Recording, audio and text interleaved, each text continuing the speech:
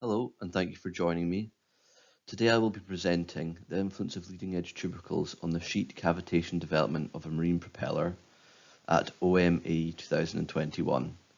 This research was conducted at the University of Strathclyde in the Naval Architecture and Ocean Marine Engineering Department by myself and Dr. Wei Shi. So firstly, I'll give a brief introduction into why mitigating cavitation is important, and also previous work that relates to the influence of leading-edge tubercles on the cavitation development of other applications such as tidal turbines, rudders and hydrofoils. Then I'll give a brief overview of the aims and objectives, the test cases, so the different propeller geometries used. Then I'll go into the numerical methodology implemented and the verification and validation procedure. Then lastly I'll go through the results, some conclusions and future work. Cavitation is an undesirable phenomena that is caused due to the drop in local static pressure below the threshold vapor pressure, which turns the liquid into vapor. And this can cause propeller damage, performance degradation, and also subsequent increase in underwater radiated noise. Therefore, mitigating propeller cavitation is extremely important in the maritime field. And one way that we can look to try and mitigate cavitation is taking inspiration from nature, and this may provide a solution to this problem. So leading edge tubercles are inspired by the bumps on the pectoral fin of humpback whales, and these bumps aid in the humpback whale's ability to perform agile maneuvers to catch prey, and they've been researched on a multitude of applications such as airfoils, industrial fans, tidal turbines, and also marine control surfaces such as rudders and hydrofoils. And the main benefits that have been shown through the research is an increased lift to drag ratio, a delay of stall, noise mitigation, and also cavitation containment capabilities.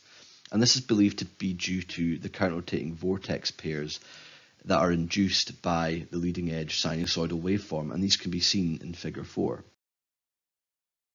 So looking at the available research on the influence of tubercles on cavitation, looking at hydrofoils, the cavitation was shown to be constrained to the troughs, although there was no hydrodynamic performance improvement, and this research can be seen in figure 5.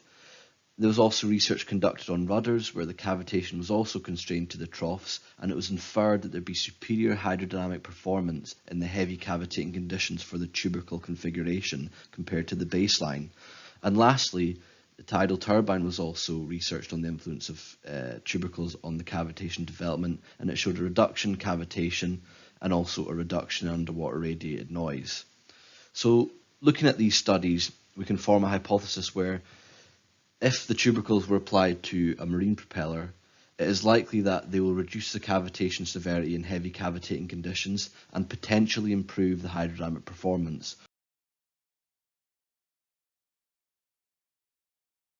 So this brings me to the aim and objectives of the research study. The main aim is to investigate the influence of leading edge tubercles on the sheet cavitation development and hydrodynamic performance of a marine propeller.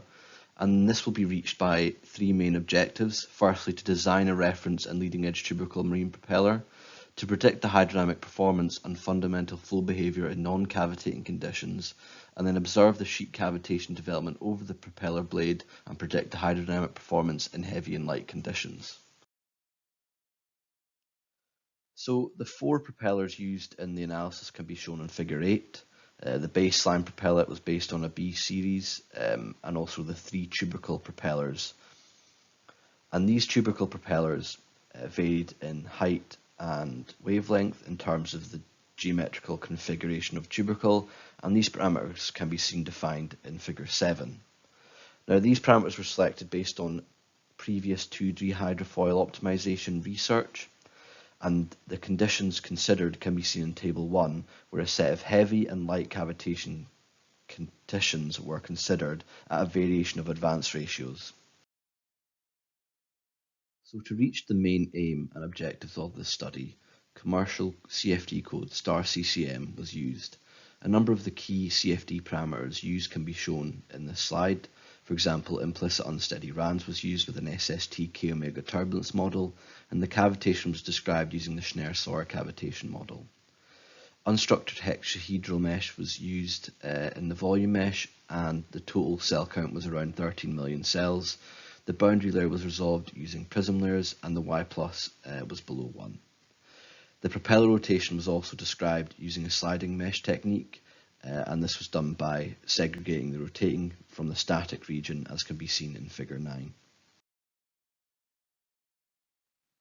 So to verify and validate the CFD, a mesh convergency study was firstly used, and this was done using the GCI method, using thrust and torque as the key variables in non-cavitating conditions, and the uncertainty error was shown to be below 1%, and as a result, the fine mesh was selected, which was approximately 13 million cells. Secondly, the open water performance characteristics in non-cavitating conditions were compared to an experimental test conducted at CNR INM, and the numerical model shows good agreement with the experimental open water characteristics as seen in figure 12.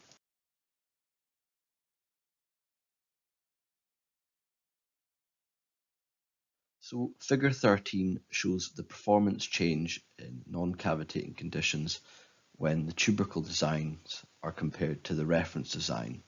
So generally we can see that there's a reduction in propulsion efficiency due to the increase in torque, and the increase in torque can be seen in figure 13b, and the reduction in the efficiency can be seen in figure 13c. When the wavelength of the tubercle is reduced, this produces a further negative impact on the hydrodynamic performance, and when the amplitude of the tubercle is increased, this produces a negative impact on the hydrodynamic performance as well.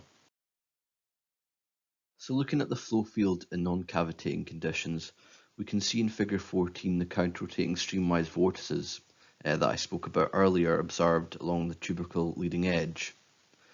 And secondly, we can also see the surface pressure redistribution by the leading edge tubercles. So you can see the solid blue line on the baseline propeller, and then you can see this high to low pressure pattern that's being created by the troughs and the peaks of the tubercles.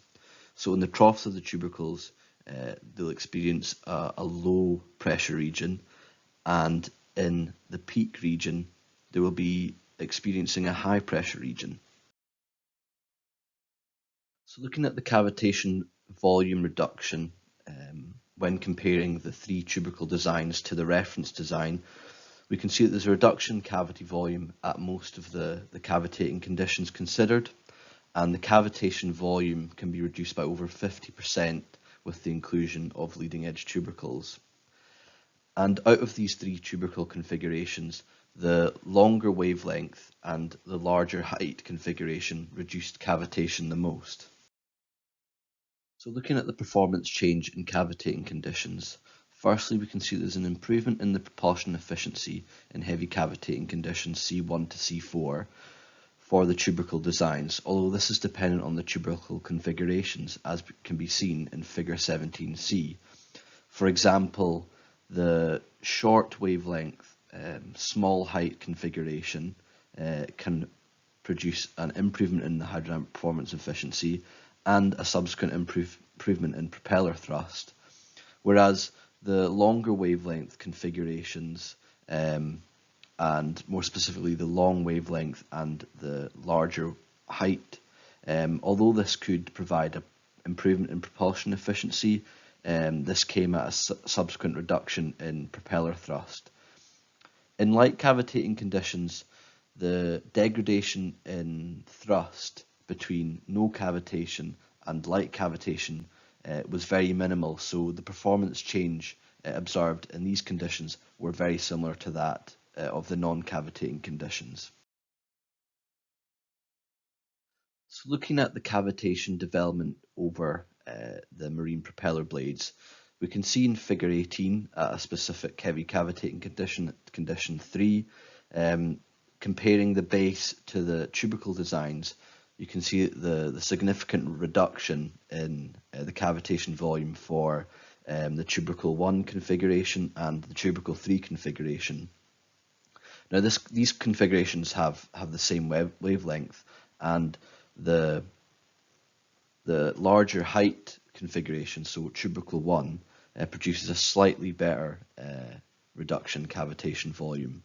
And what can be seen here is that there's a cavitation fencing pattern occurring between the peak and the trough of the tubercles. So the cavitation is really constrained to the troughs of the tubercles. And why this is, as we can see in figure 19 and 20. For example, figure 19, you can see that the cavitation development over the tubercle configuration, it correlates well with the streamwise vortices that are being produced, as can be seen in the plane section scalar plot. It correlates well with that, and also the high-low pressure pattern that I spoke about earlier. You can see that in the low pressure region, this is where the cavitation development will be focused into, whereas compared to the high pressure region, will be typically free of cavitation. So the main conclusions that can be drawn from this is that in heavy cavitating conditions, the tubercles can reduce the sheet cavitation volume by over 50%, and the most successful tubercle configuration at reducing the cavitation was the long wavelength, large height configuration. And the tubercles reduced the cavitation due to the redistribution of the surface pressure along the leading edge of the blade, and also the induced streamwise counter-rotating vortex pairs that were shown previously. Also, where cavitation reduction was significant, the tubercles could improve the propulsion efficiency, but this would come at a cost of thrust reduction. Therefore, it's believed that for this particular propeller design, the influence of tubercles would likely not lead to a performance improvement hydrodynamically. So looking to the future, the main future work for us is to carry out experimental model scale tests in a cavitation tunnel. This would allow for further understanding of the other cavitation mechanisms that weren't considered in the study, such as the tip vortex cavitation, and also to look at the influence on the underwater radiated noise of the tubercles as applied to the marine propeller. So if you have any questions or queries about the research presented here today, please email me. My email is shown on the top left corner here. I'm more than happy to discuss. And if you want to connect with me on LinkedIn to keep up to date with my future research, please do that also. And also, if you're interested in the other research that's being conducted as part of the research group that I'm part of, then please check out the research group at ABM Hydro. So thank you very much for listening to my presentation, and if you have any questions, please feel free to ask me.